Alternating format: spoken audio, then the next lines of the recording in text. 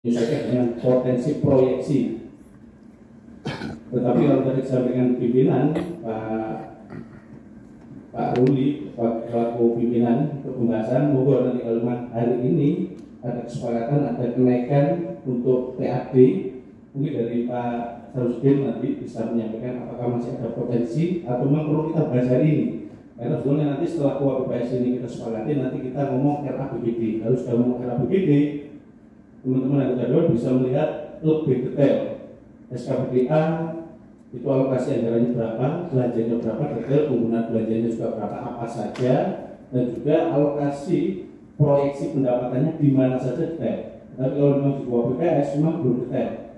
Tetapi kalau memang nanti dari kesepakatan ini monggo, kalau memang nanti ada gambaran bahwa nanti mungkin dari Pak Samsudin menyampaikan terkait dengan proyeksi apakah memang ada kemungkinan ada perubahan tambahan pendapatan PAD, mungkin monggo disampaikan oleh Pak Samsudin menyampaikan. Terima kasih.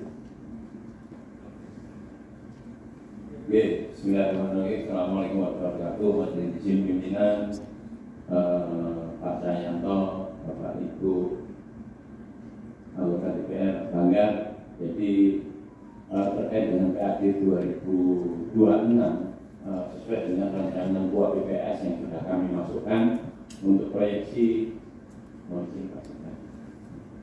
pendapatan asli daerah itu berada di posisi angka 750 gitu.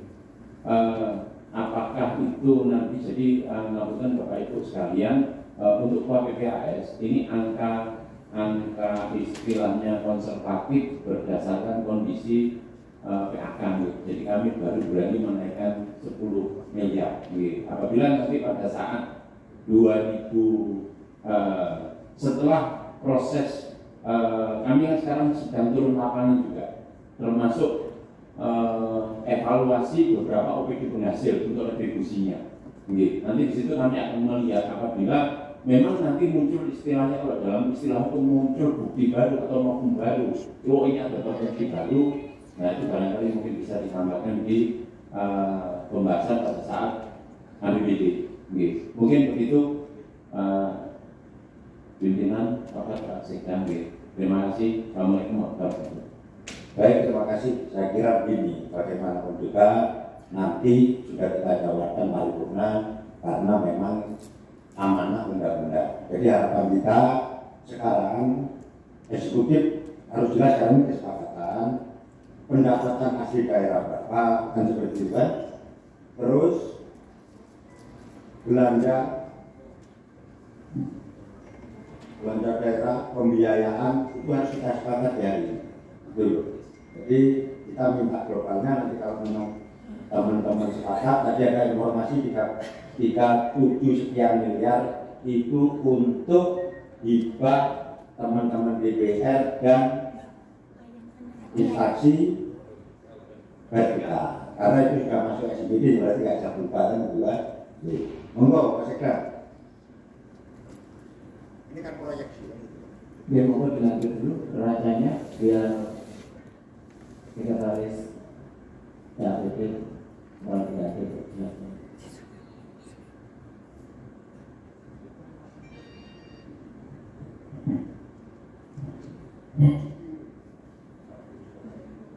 Terima kasih Pak Sekda, pimpinan bidang, teman-teman anggota dewan, kepala SKPD yang kami hormati. Komposisi terakhir terkait dengan neraca kesepakatan KUA BPS tahun anggaran 2025 dapat kami sampaikan sebagai berikut. Yang pertama, pendapatan daerah 2 triliun 558 miliar 268 juta 297.823 rupiah.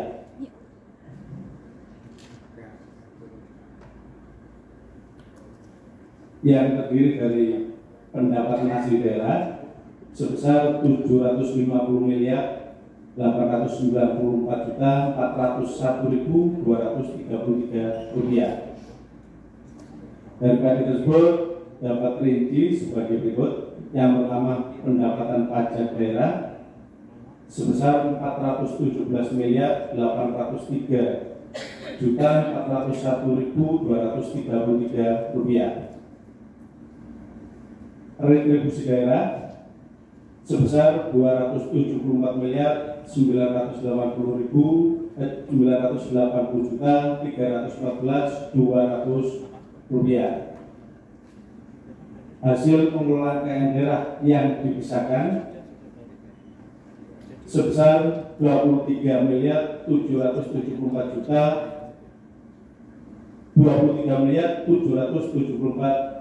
rupiah. Lain-lain pendapatan asli daerah yang sah sebesar 34.336.689.800 rupiah.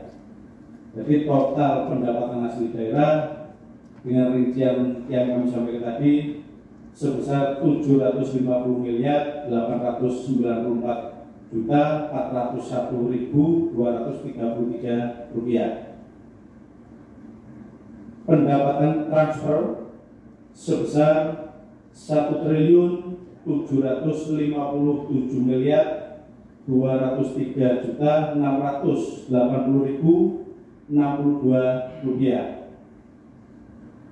yang terdiri dari pendapatan transfer pemerintah pusat sebesar 1.495.652.052.726 rupiah.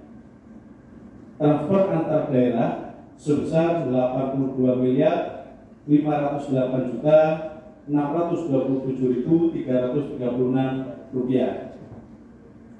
Lain-lain pendapatan daerah yang sah sebesar 50.170.216.528 rupiah, yang terdiri dari pendapatan juga itu kosong, layanan pendapatan sesuai ketentuan perundang-undangan sebesar 50.170.216.528 rupiah. Jadi total pendapatan daerah tahun yang dialokasikan dalam UAPKS tahun anggaran 2026 sebesar 2.568.297.823 rupiah. Dapat kami sampaikan bahwa ini masih belum semuanya pendapatan transfer masuk ke kas daerah. Untuk dana transfer yang sifatnya mandatory spending maupun dana alokasi khusus masih belum masuk, masih menunggu peraturan Presiden maupun peraturan Kementerian Keuangan. Insyaallah setelah dibacakan dari Pak Presiden tadi terkait dengan keuangan APBN, itu nanti baru kita tahu berapa alokasi dana mandatory spending maupun dana specific grant yang kita terima. Belanja daerah sebesar 2.536.864.163 rupiah. Sehingga dari alokasi belanja dan pendapatan tadi ada selisih defisit anggaran, ada surplus anggaran sebesar 22.401.533.650 rupiah. Pembiayaan daerah yang nantinya digunakan untuk menutup selisih antara pendapatan daerah dengan belanja daerah. Pembiayaan daerah yang pertama, penerimaan daerah. Penerimaan pembiayaan daerah sebesar 22.653.662 rupiah, yang merupakan perhitungan proyeksi awal sisa lebih perhitungan serta tahun anggaran sebelumnya, yaitu sebesar 22.369.643.662 rupiah.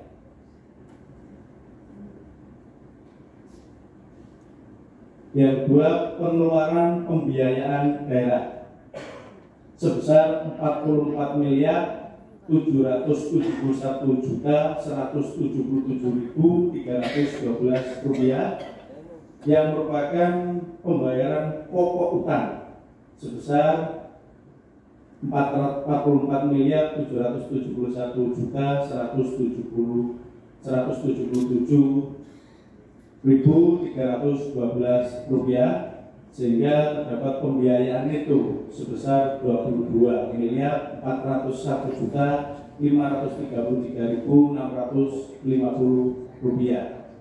Hingga pembiayaan sisa lebih tahun anggaran berkenaan adalah zero, karena selisih lebih kurangnya tahun pendapatan daerah dengan belanja daerah dikurangkan dengan selisih lebih pembiayaan daerah.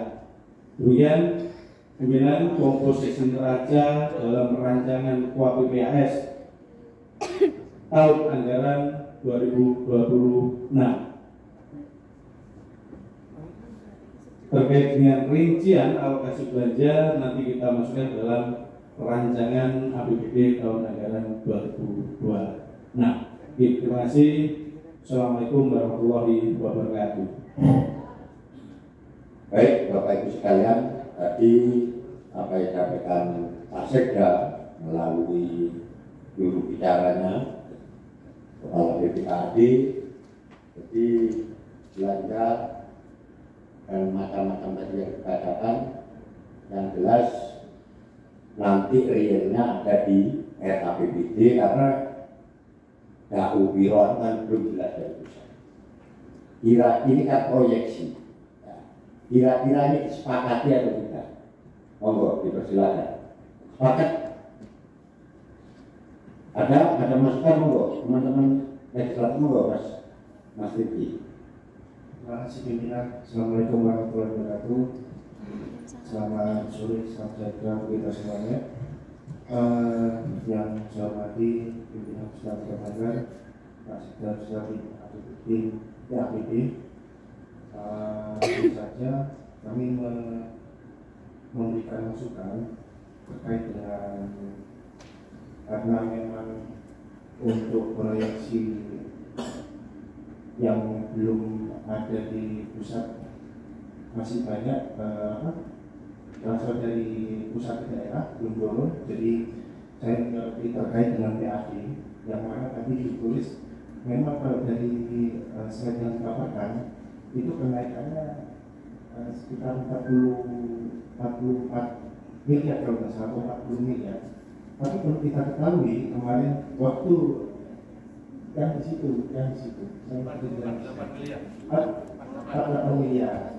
Tapi kenyataannya ketika pembahasan perubahan APBD 2024 kemarin, dari kemarin dengan sekarang kenaikan hanya 10 miliar, bukan 48 miliar. Karena kemarin kita sepakati 740 miliar, sedangkan sekarang diproyeksikan akan kenaikan 750 miliar.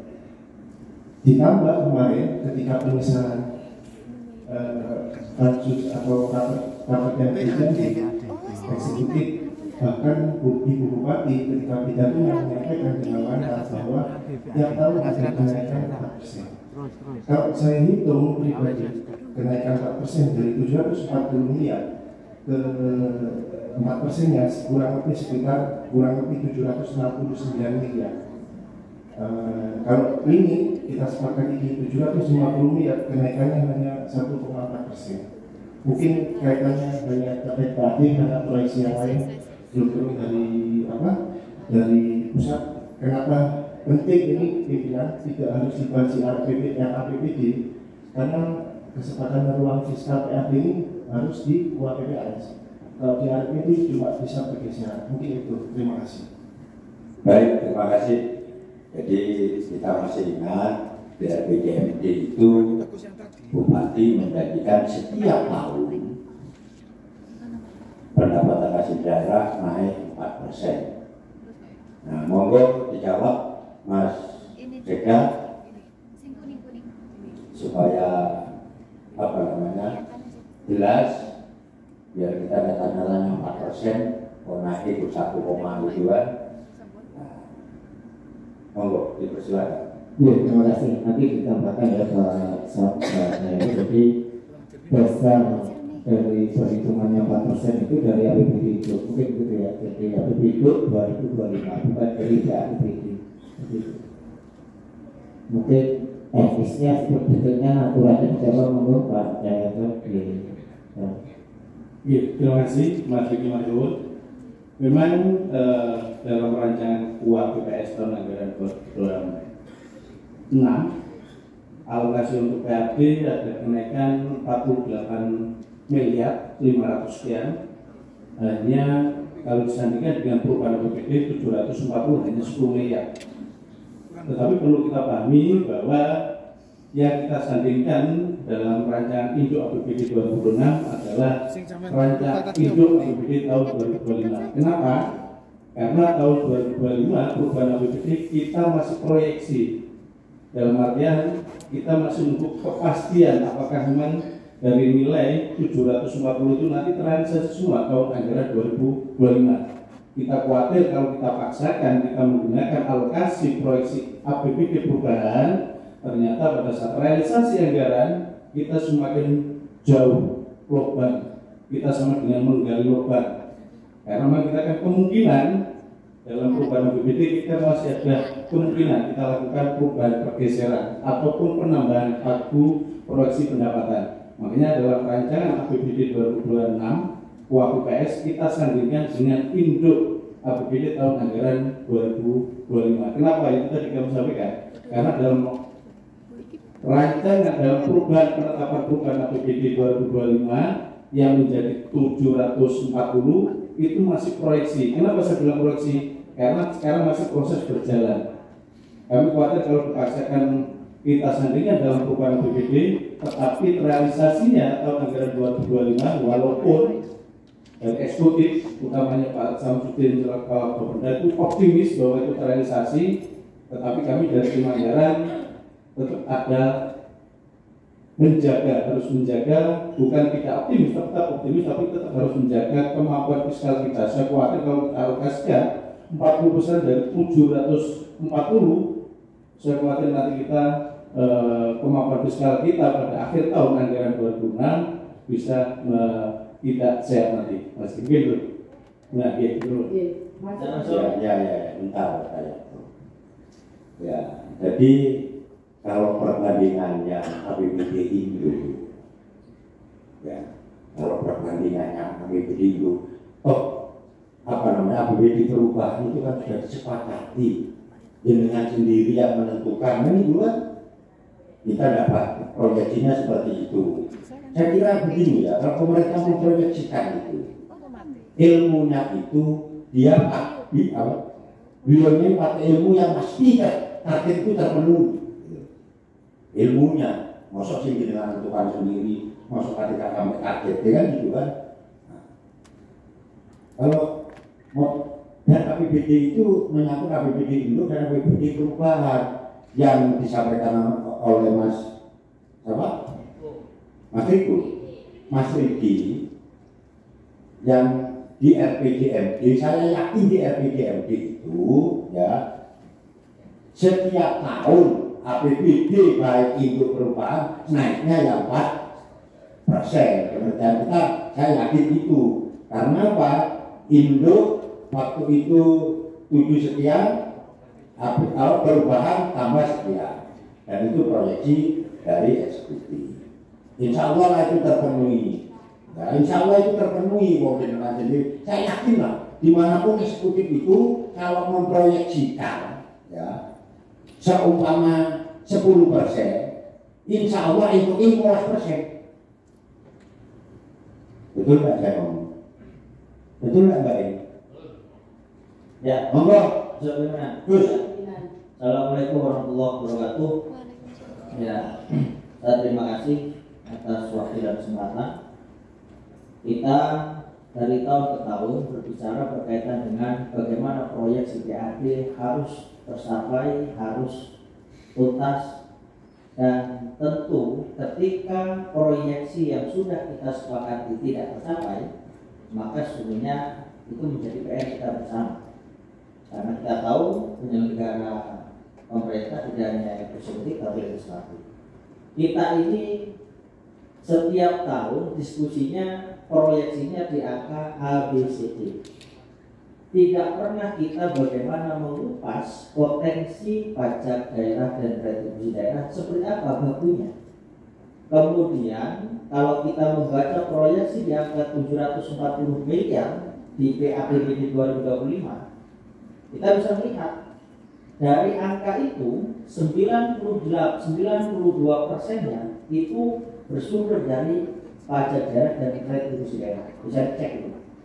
Sementara 59 miliarnya itu dari pengelolaan kekayaan daerah yang dipisahkan. Kita ingin real, jangan hanya sekedar kemudian proyeksinya di angka 740 naiknya 4%. Kita masih belum tahu dan tidak pernah membahas berapa sih pagu pajak kita. Maka ini perlu dijelaskan. Dari wajib pajak ada berapa ratus ribu, kemudian potensinya ada berapa. Karena selama ini yang diceritakan, kalau ngomong pajak daerah tercapai sampai di angka 100% lebih, berarti kan ada potensi yang memang tidak terencana kok sampai 100% lebih. Ada potensi-potensi yang selama ini tidak digali. Begini, mohon maaf, ini mohon maaf ya. Jadi kalau secara teknis itu sebenarnya dibicarakan di tingkat komisi. Sekarang ini waktunya karena memang ya saya hanya sebatas kita berpikir bareng saja. Ya. Artinya kalau kita mau mengukur potensi, ya tentu ukurannya tidak hanya sekedar naik 4%. Bisa jadi kalau kita bahas potensinya misalnya kita sampaikan, bakunya berapa sih baku pajak kita dari seluruh wajib pajak yang ada di Kabupaten Banyuwangi. Yang kedua, dari potensi pengelolaan kekayaan daerah yang dipisahkan, kita ini punya udang. Selain udang apa? Sehingga kita juga bisa mengetahui secara real, oh ternyata di lapangan potensi udang sekian, potensi selain udang sekian, baku pajak kita sekian. Maka ukuran hitung-hitungan itu tentu akan realistis, tidak hanya sekedar mengukur persentase. Yang pertama, yang kedua, sejak saya jadi DPR bisa dicek 2014 sampai 2024 tidak pernah yang namanya PRI tercapai 100%. Bisa dicek. Apakah kemudian di tahun 2025 ini akan terjadi terulang kembali? Tentu tidak berharap. Saya pegang apa yang kemarin disampaikan oleh pimpinan. Kita ayo betul-betul kritis, tidak hanya sekedar tanya jawab, tapi betul-betul kita bongkar data. Tidak hanya sekedar rapat, tanya jawab, selesai. Padahal ini adalah pertanggungjawaban kita, tidak hanya kepada rakyat, tapi juga kepada, ya kata Pak Suwito, kepada Tuhan yang Maha Kuasa. Kira-kira gitu Pak.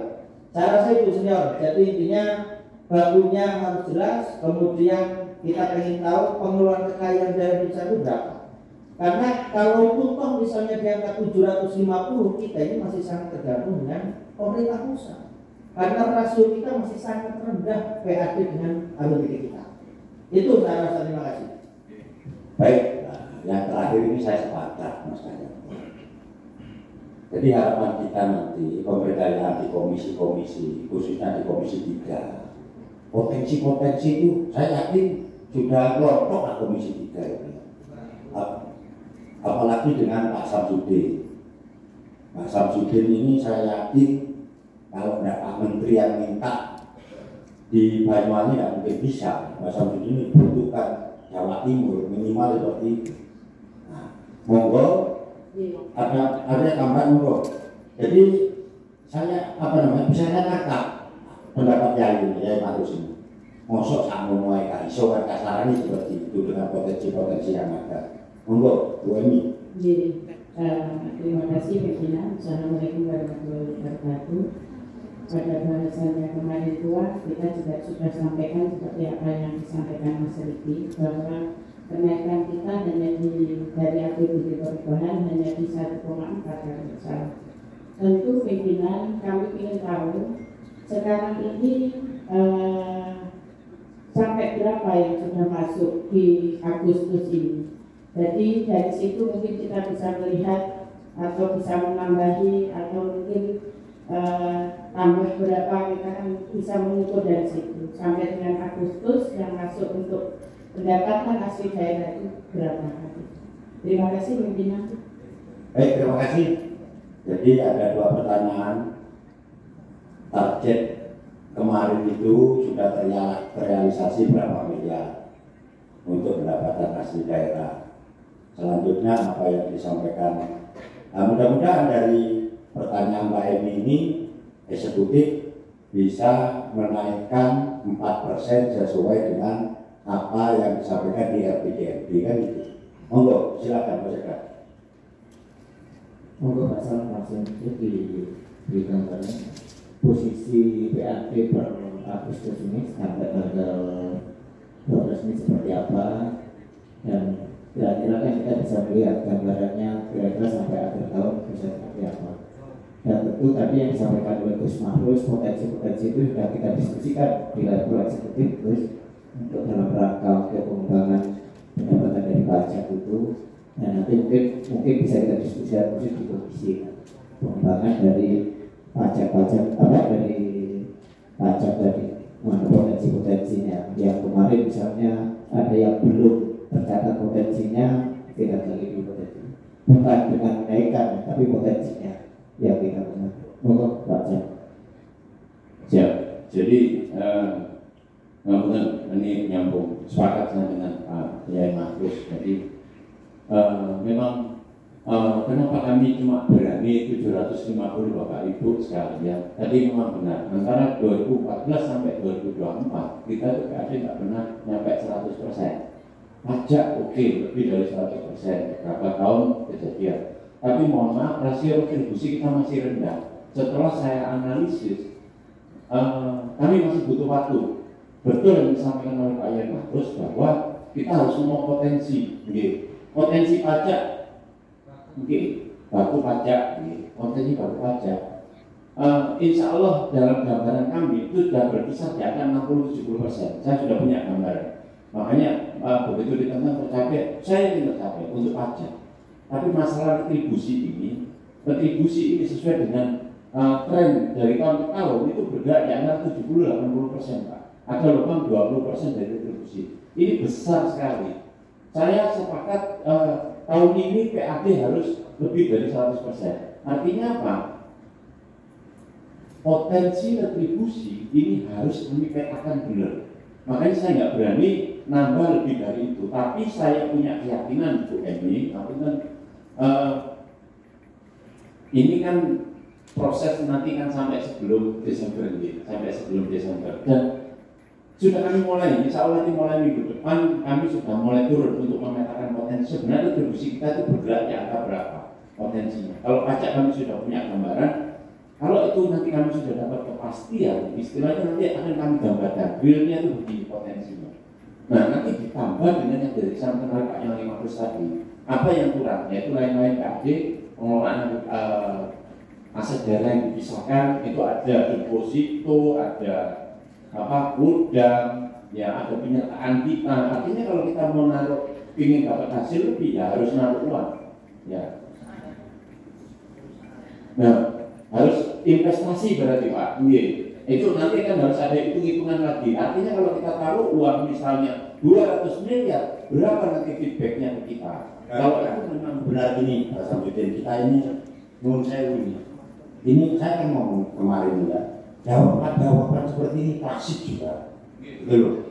Kita sudah mengingatkan dulu usaha eksekutif ini memang disuruh usaha kita ini.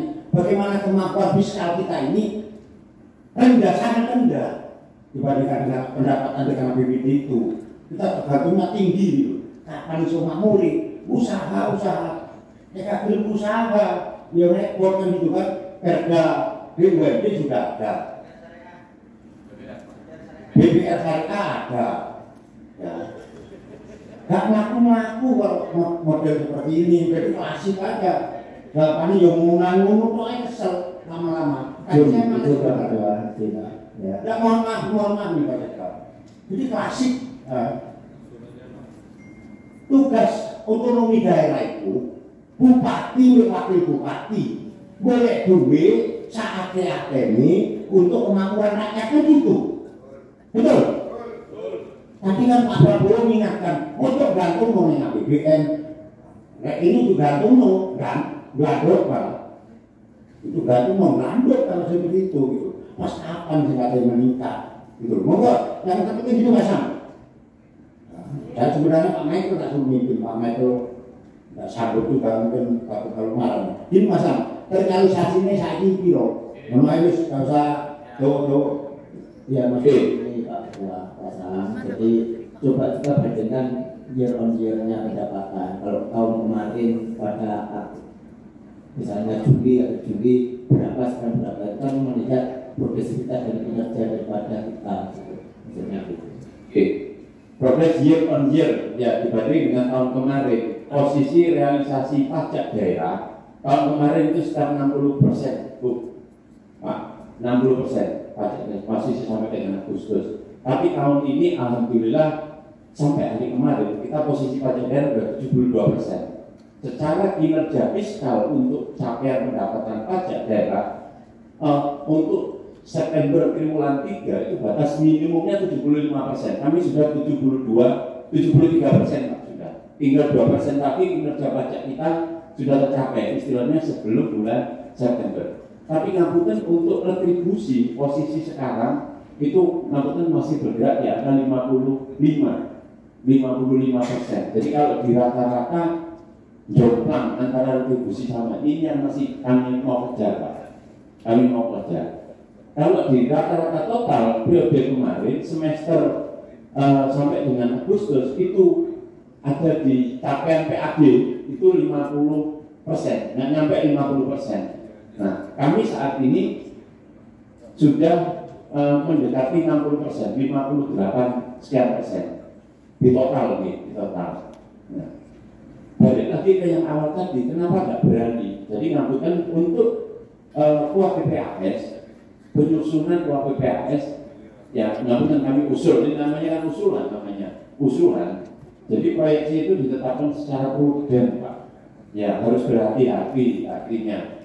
Begitu kami yakin bahwa itu nanti bisa tercapai, kita ada waktu, saya bilang Pak Kepala BPKAD tadi, saya butuh waktu 2 bulan untuk meyakini retribusi. Nutut nggak untuk RAPBD?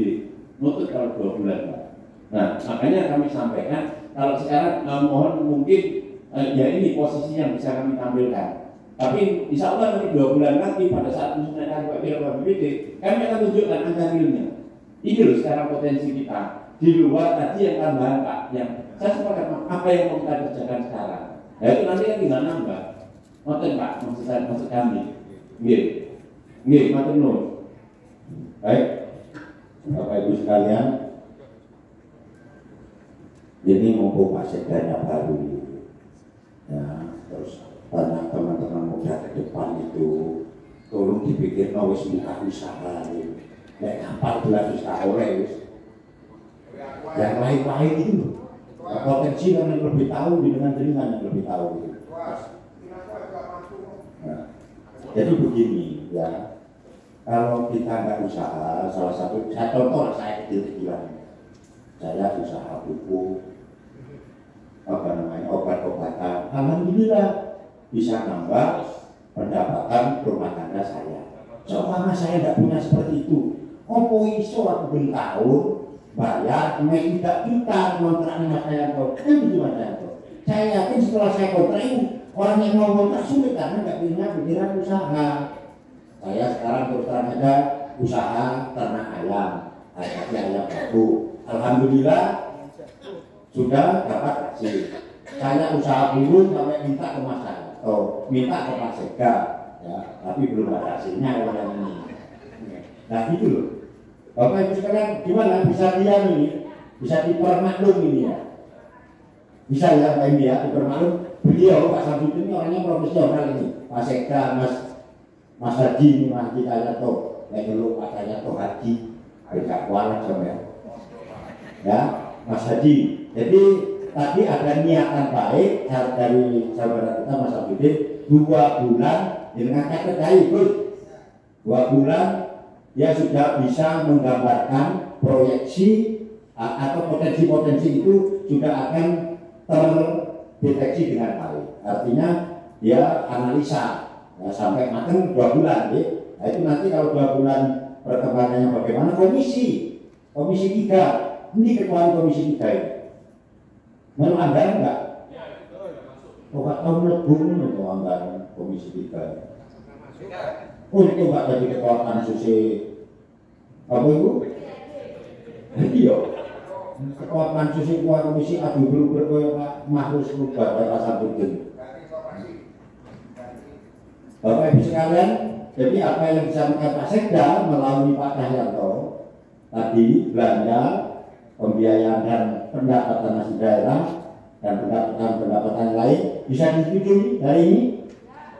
Setuju? Oke. Ketemu sampai nanti malam karena memang undang-undangnya seperti itu ya. Mohon ini untuk jadi catatan Pak Sekda. Saya yakin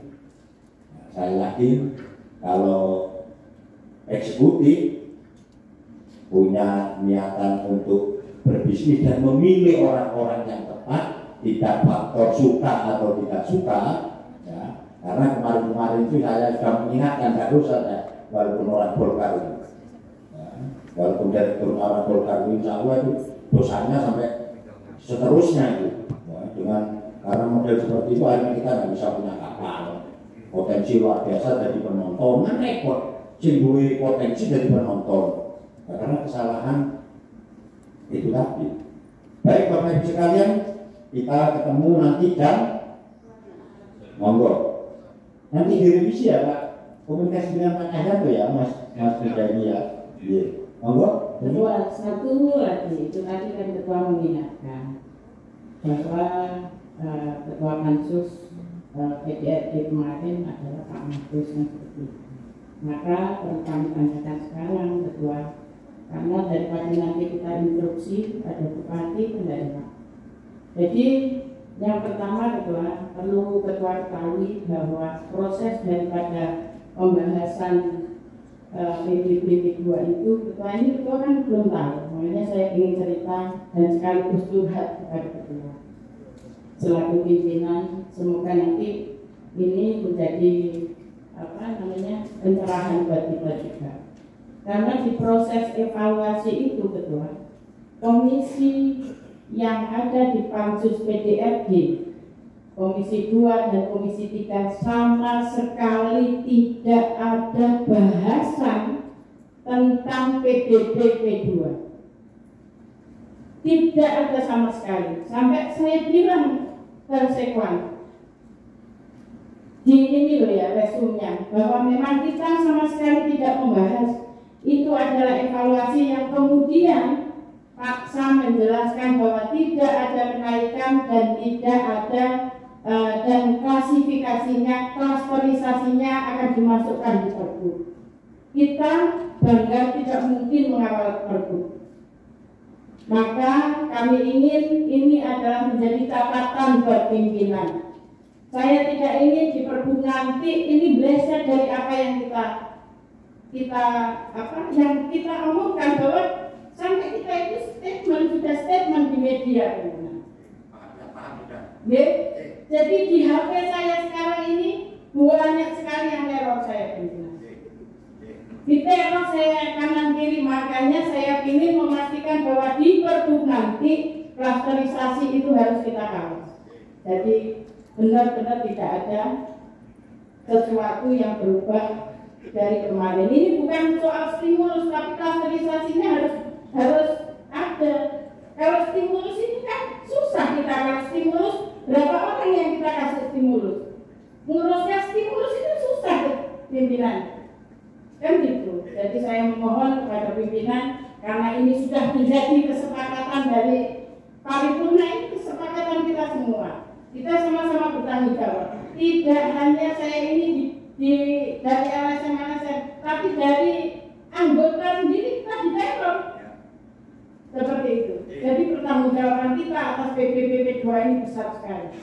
Terima kasih. Baik, bentar ya.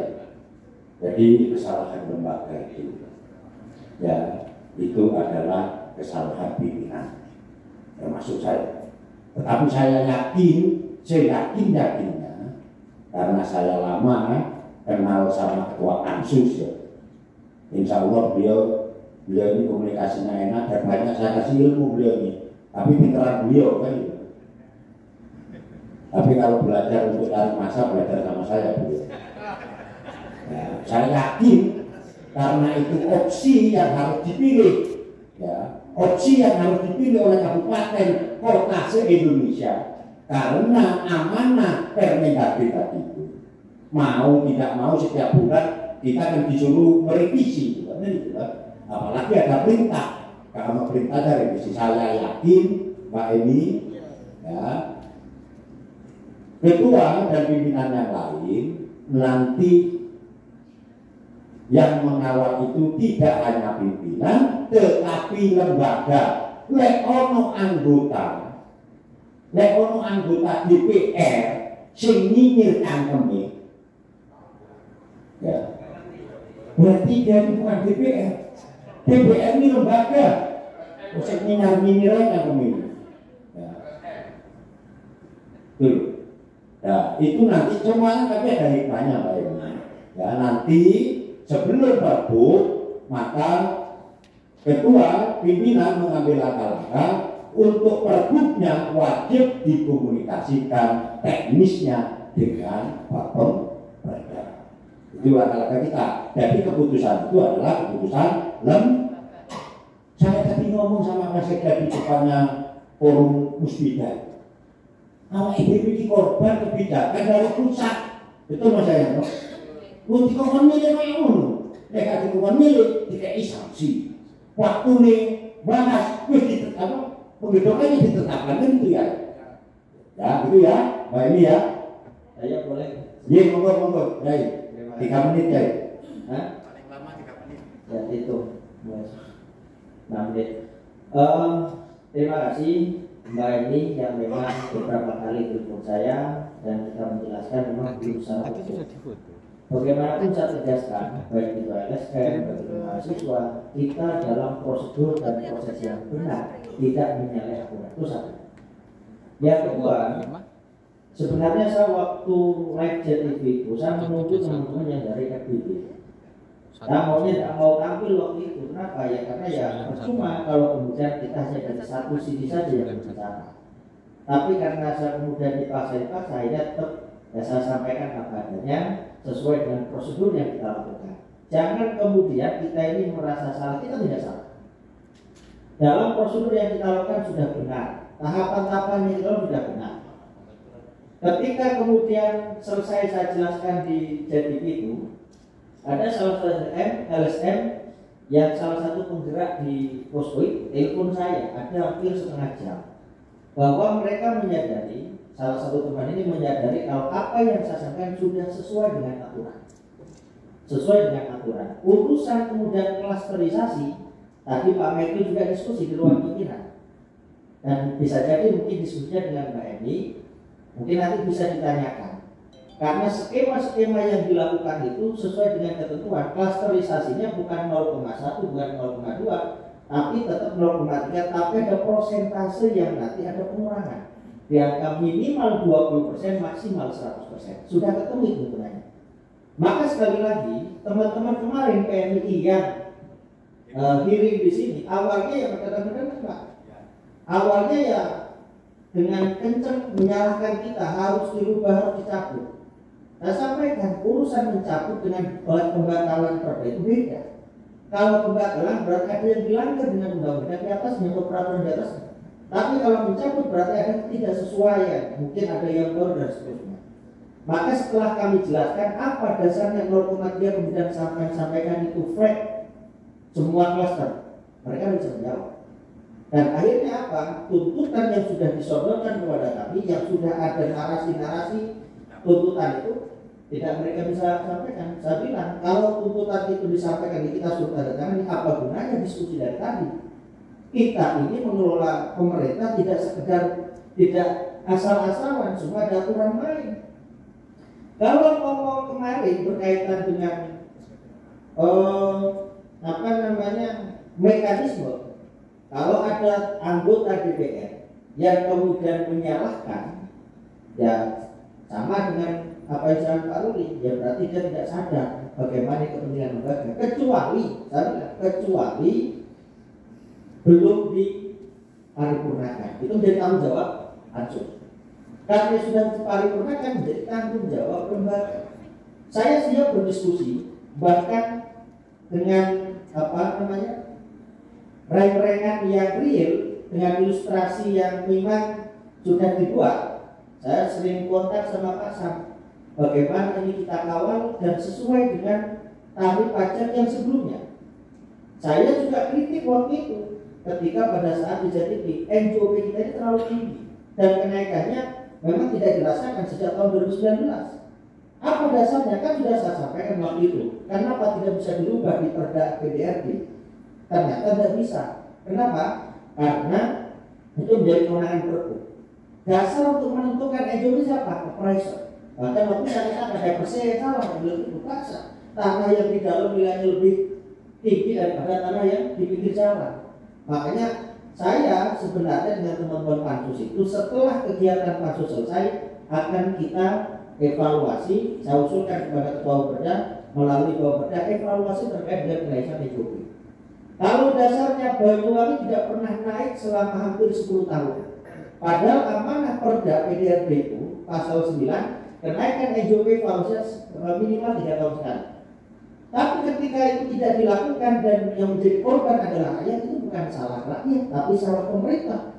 Kenapa tidak dilakukan evaluasi setiap tahun, kemudian setiap 3 tahun, tapi setelah 10 tahun langsung lonjakannya tinggi. Dari 36.000 menjadi 335.000, dan itu saya alami sendiri, Pak. Nah, karena tidak bisa dilakukan di evaluasi perubahan, maka evaluasi melalui Perda. Nah, hari ini kita jangan kemudian perkecil hati. Saya ingin sebenarnya diskusi dengan teman-teman LSM yang menganggap 0,3 itu flat. Saya kalau lihat status jadi mencela-mencela kemudian bodoh, itu kan biasa tanggung jawab resiko kita sebagai pejabat publik. Tapi saya ingin sejauh mana Anda memahami urusan ini, jangan hanya berkuar-kuar di media, tapi ayo kita diskusi. Lebih baik begitu. Ini kan muara dari suasana dipancing suasana hati saja. Makanya ya pada kesempatan ini kita harus mengawal betul bagaimana Pergub itu memang ada klasterisasi yang memang dibolehkan di angka 20 sampai 100%, minimal 20%. Saya sudah simulasi, Pak, dan hasilnya tetap dengan yang tahun-tahun sebelumnya. Cuman NJOP-nya yang perlu turun saya. Saya rasa itu, terima kasih. Baik, itu ya, Mbak Emi ya. Jadi lewis dirubah, dirasani.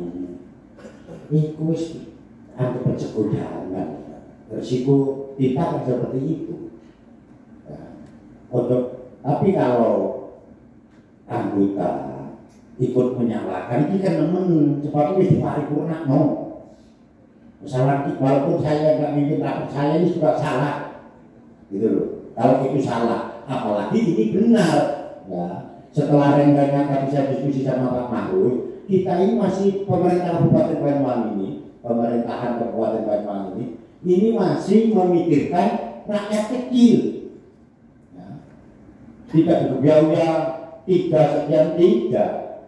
Ya, yang terpenting nanti supaya dari suara lembaga dalam penyusunan Pergubnya sudah terjadi kesepakatan, nanti bagian hukum diskusi untuk dengan Perda.